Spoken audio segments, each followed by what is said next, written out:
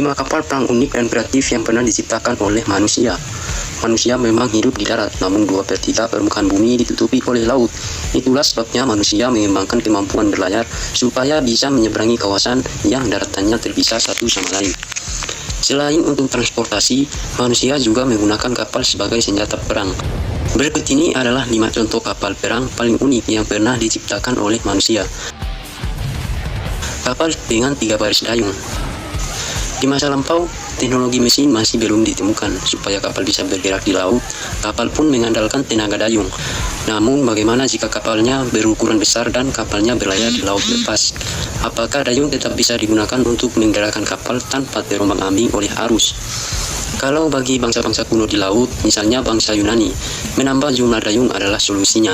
Dengan memasang begitu banyak dayung pada kapal, maka kapal diharapkan menjadi lebih stabil dan bisa bergerak tanpa pengaruh oleh arus laut.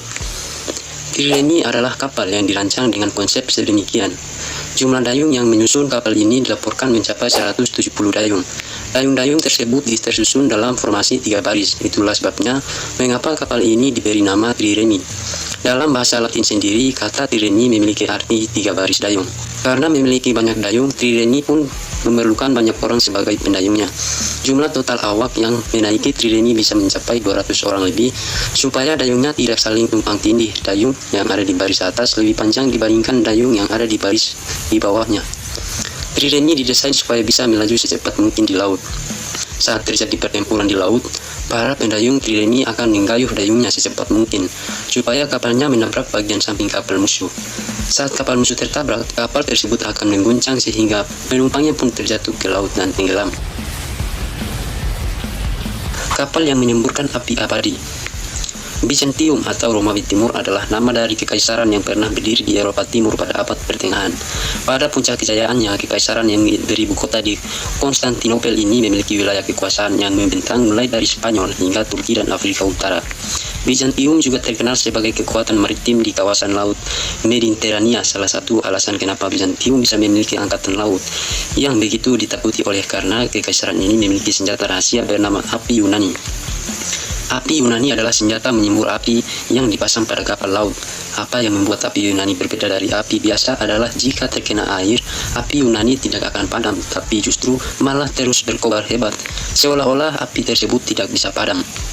Dengan senjata itulah, kapal-kapal perang Bizantium berhasil menenggelamkan kapal-kapal perang musuh yang mencoba mengakhiri hegemoni Bizantium di laut. Saking pentingnya perang senjata ini bagi angkatan laut Bizantium, informasi mengenai bahan dan metode pembuatan api Yunani menjadi rahasia negara yang dijaga dengan amat ketat. Kapal untuk serangan bunuh diri. Sri Lanka adalah kapal dengan negara pulau yang terletak di sebelah selatan India. Sekitar puluhan tahun silam, Sri Lanka menjadi arena perang saudara antara pasukan pemerintah melawan kelompok pemberontak Macan Tamil. Saat Macan Tamil masih aktif beroperasi, kelompok tersebut terkenal dengan taktiknya yang begitu ekstrim pada masanya. Pasalnya anggota kelompok ini tidak segan-segan melakukan serangan bunuh diri. Metodenya pun begitu beragam karena selain melakukan serangan bunuh diri di darat, mereka juga bisa melakukan di laut. Untuk melakukan serangan bunuh diri, Macan Tamil menggunakan kapal speedboat khusus yang mengangkut bahan peledak. Saat kapal tersebut sudah tertabrak dengan kapal musuh, kapalnya akan meledak bersama-sama dengan kapal musuh. Kapal-kapal milik Angkatan Laut Sri Lanka yang sedang berpatroli menjadi sasaran utama serangan bom bunuh diri oleh kapal-kapal Macan Tamil. Supaya kapal yang hendak melakukan serangan bunuh diri bisa mencapai sasarannya tanpa terkena serangan musuh, kapal-kapal tersebut bakal ditemani oleh kapal-kapal Macan Tamil yang dilengkapi dengan senjata jarak jauh, misalnya senapan mesin. Saat melakukan serangan, kapal yang dilengkapi dengan senapan mesin akan menyerang kapal perang Sri Lanka. Saat konsentrasi pasukan Sri Lanka tengah teralihkan, kapal yang mengangkut bom akan meluncur cepat menuju sasarannya dan kemudian meledakkan diri. Kapal kura-kura berduri. Kura-kura adalah hewan yang terkenal suka membawa cangkangnya kemana-mana. Kalau dalam ranah maritim, kapal kura-kura adalah sebutan untuk kapal perang yang pernah digunakan oleh Angkatan Laut Joseon saat berperang melawan Jepang pada abad ke-16. Sebutan kapal kura-kura digunakan karena bagian atas kapal ini nampak memiliki atap terbentuk bundar layaknya tempurung kura-kura. Atap bundar itu berdiri aslinya adalah lambung kapal yang dipasang secara terbalik. Atap kapal kura-kura juga dilengkapi dengan duri-duri tajam dan lapisan logam. Saat perang antara Joseon dan Jepang masih berlangsung, kapal-kapal Jepang memiliki kebiasaan untuk mendekati kapal Joseon secepat mungkin.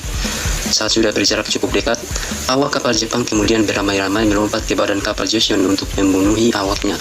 Sebagai tanggapan atas taktik tersebut, Joseon pun menciptakan kapal kura-kura, karena bagian atapnya dilengkapi dengan duri-duri yang tajam. Tentara Jepang tidak bisa lagi melompat ke badan kapal kura-kura karena mereka bakal menghadapi resiko tertusuk oleh duri. Kapal kura-kura juga dilengkapi dengan deretan meriam di bagian samping dan depan kapal. Dengan meriam itulah kapal kura-kura bisa menembaki kapal musuh hingga tenggelam.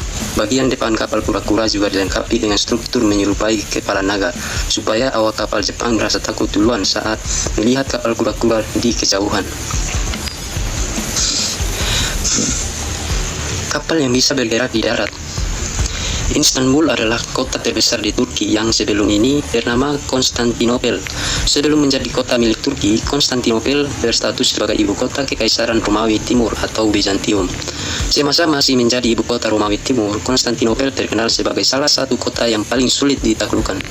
Konstantinopel amat sulit ditaklukkan karena kota ini dibangun di ujung semenanjung yang mudah dilindungi. Jika ada yang ingin menyerang dari arah darat, tembok Konstantinopel yang amat tebal menyebabkan kota ini nyaris tidak bisa ditembus. Jalur darat menuju Konstantinopel juga sulit diserbu dari arah laut karena perairan sekeliling Konstantinopel dilindungi oleh rantai-rantai yang terbentang di bawah permukaan laut. Jika ada kapal yang mencoba menerobos rantai tersebut, kapal tersebut akan tenggelam akibat pergesekan dengan rantai. Pasukan Turki otonom yang ingin menaklukkan Konstantinopel sadar betul akan keberadaan rantai tersebut. Untuk mengatasinya, pasukan otonom pun membawa kapal-kapalnya melewati daratan hingga sampai di bagian perairan Konstantinopel yang dikelilingi oleh rantai. Kapal-kapal tersebut bisa dibawa melaju di atas darat karena pasukan Ottoman menaruh batang-batang kayu di jalur darat yang dilalui oleh kapal. Saat pasukan Bizantium melihat kemunculan kapal-kapal tersebut, mereka begitu kaget karena mereka tidak mengira kalau Ottoman bakal membawa kapal-kapalnya menyusuri daratan. Pasukan Ottoman juga dilengkapi dengan meriam yang berkaliber amat besar saat pasukan Ottoman terus berdatangan bak air bah. Tembok Konstantinopel akhirnya berhasil dijebol oleh pasukan Ottoman pada tanggal 29 Mei 1453. Jatuhnya Konstantinopel ke tangan Ottoman sekaligus menandai runtuhnya Bizantium.